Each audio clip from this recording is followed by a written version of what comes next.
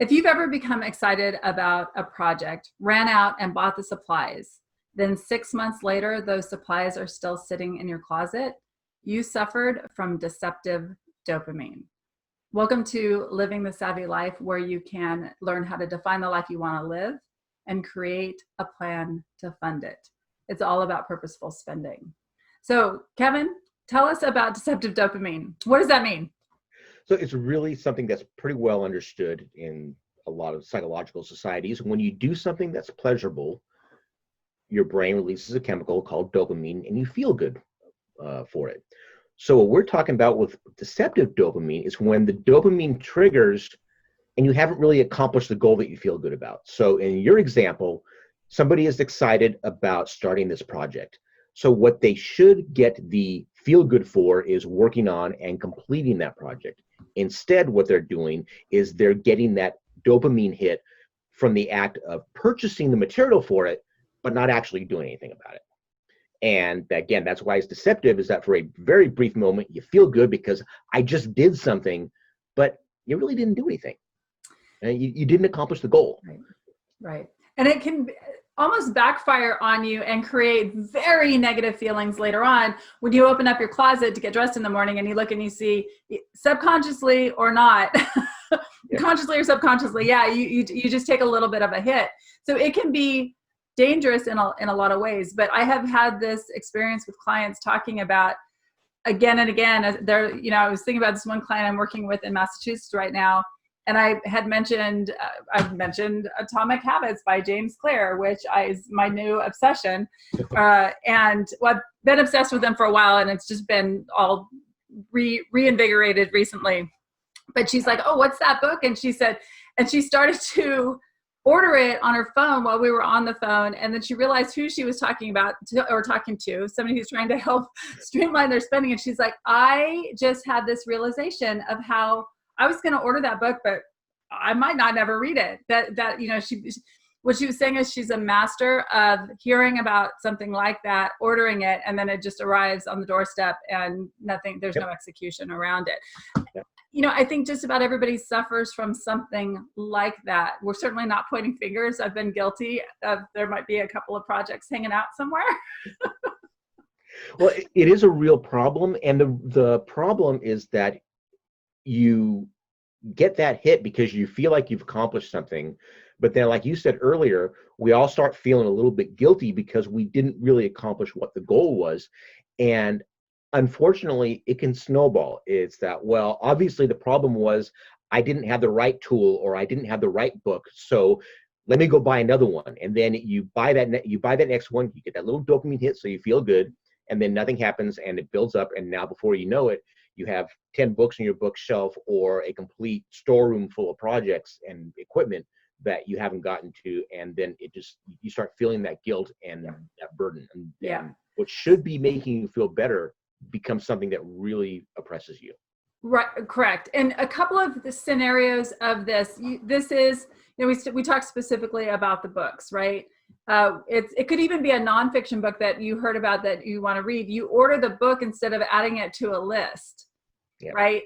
It could be the craft projects. We work with a lot of crafters, and the conversation is always about what their fiber closet looks like, right? The knitters. It's the supplies are just, there's a pleasure in purchasing those supplies. They get to a point where it gets very depressing because in a lifetime, they couldn't knit all those items. It's the app that is going to help you to spend smarter. It is the gym membership you sign up for and then never go to the gym because signing up for the membership made you feel like you've done something to start getting healthy. So these are just some scenarios that are pretty common for this deceptive dopamine scenario. So we've raised all the alarms. So Kevin, you as a scientist, background of a scientist, you are a scientist. How do you fix this from a scientific perspective? Well, I don't want to get too scientific and technical about it, but really what you do, there's a 4-step process to problem solving. Okay. This is something that a lot of people have written about and codified. You can find it on the internet all over the place, but it's really something very simple. There are 4 steps that you want to go through before you make that purchase to get that dopamine hit. First thing is define the problem. What are you really trying to solve? And be as specific as possible. I need to build this thing. I just built a display rack for my wife to hold some of her pottery. And so we went through exactly how many pieces of pottery are we going to be displaying? What are the sizes? What are the dimensions? How are things going through here? Think through exactly what is the problem that I'm trying to solve. The next is to make a plan. So after you define the problem, you make a plan. And the plan says, what do I need to acquire to do this? And then how do I actually do it? And both of those are critical parts. Again, going back to my example, I said, all right, well, I'm making this stand out of steel. I need to buy these components. I have the equipment that I need to do all this stuff. I need to buy some extra cutting wheels and things like that. So I made a shopping list. Okay, in the technical world, that's called a bill of materials. It's basically just what are the things I need to do this, and then what are the steps I need to take? What do I physically need to do to accomplish this task? How am I going to do this? That was step 2. Step 3 is to do it. Go out and buy the stuff and then execute your plan. Here's the plan that I'm going to get to my end goal of having this display rack. All right. I'm going to buy the materials. I'm going to set the time aside to put them together. I'm going to weld these pieces together. I'm going to polish it. I'm going to paint it, and it's going to be done. All right. Clear process. Step 4 is the most important, really, which is to measure, evaluate, and correct. And that's where you go through and say, all right, I did these things. I executed my plan. Did I get the result that I wanted? And if you did and you're happy, you can say, I'm done with it, or you can go into maintenance mode of going on with it. If you're not happy, where did I fall short? Let's go back to redefine my problem, make a new plan, execute the plan, measure and evaluate. And so those are the 4 steps. You just keep iterating until you get to what you want. Melissa, when you were talking about that deceptive dopamine, what happened is the person that we're talking about, whether it's you or the viewer, stopped at step 2. They identified the problem, they made a plan. Actually, they went a little bit further. They went halfway into step 3. They bought the materials and then they stopped.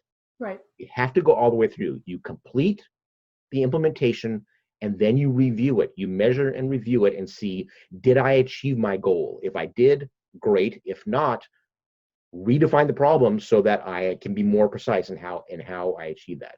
Right. So those are the 4 steps.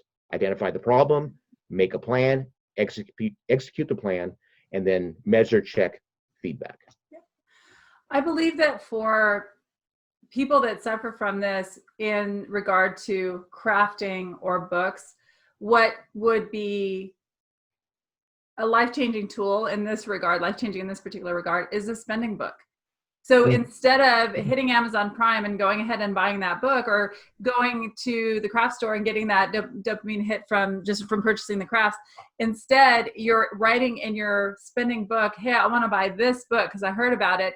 And when I get done reading, down my pile, I'm going to go ahead and buy that book, and I'm going to remember because it's listed in my spending book. Yep. And we've done videos, we've written articles about spending books. I will link down in the notes below regarding that if this is a new term for you. One thing about the book specifically, I had an experience a while ago, which I'm sure I confessed to you guys because I confess everything to you guys. And it was that my to-read book pile got out of control. Yep. And I think I had like 26 books to read, and I'm a pretty streamlined person, so that's terrible. So I promised myself I would get down to 8 books. It was like 8 or 10 books before I would go ahead and pull the trigger to buy something new. The reason is that I believe that most of us need a variety of books is because it's what you're in the mood for. Yeah. I might be in the mood for a Franny Fisher mystery novel, or I might be in the mood to fix a problem, right? So I understand with the book issue about wanting to have a variety of different books, but I believe that we need some tipping point of once I hit 10 books, I got to eat down my my process, because again, it comes back to, then you're looking at that pile and you're just feeling guilty as you're learning about all these other new books, and it forces you to take action because you can't do anything new until you gotta clean the pipeline up. Yeah, we've got to have deadlines. Even the stuff that we enjoy doing, we've got to have deadlines that kick in the butt to take action. The other thing that when you're talking about a spending book, why that is so critical is that it gives you a place to write down why you want it. Now, Right. one thing that really happens, especially with the ease of making purchases on your phone on Amazon, is somebody will say something and you'll say, "Oh, that's really interesting," and you'll order it. And if you're cheap like me and don't pay for Amazon Prime, it may not get here for a couple of days or a week. And then the book shows up or the item shows up and you're kind of thinking, why the heck did I order that? If you have it in your spending book, you have the purposefulness of saying, I want to buy this because of this. And then when it gets here, if you're absent-minded, you can look back in your spending book and say, oh yeah, I wanted that because I wanted to do this. And that will really help to keep you motivated and organized with these purchases so that you don't suffer from the downside of this dopamine hit. Yep. Kevin, one more time, could you walk us through that 4-step process? Okay, so you identify the problem. Okay. What am I trying to solve? And be as specific as you possibly can. All right, then you make a plan, and that plan has 2 parts to it. What equipment do I need, and what steps do I make to complete that plan? All right, then you execute. You acquire the material you need from that plan, and you do the actions you outlined in that plan to actually complete the process. And then the final step is measure, evaluate, and critique. Did I achieve my objective? When I completed this task, did I solve the problem I was trying to solve? And if the answer is yes, you're done, or you go into a maintenance mode of, all right, I'm going to keep this thing going.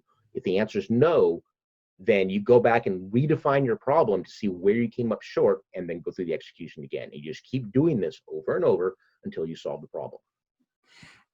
Depending on your project, more of your focus might be on those first 2 or those first 3 versus the last one. I mean, we're not telling you to create Excel spreadsheets for all your projects and things like that.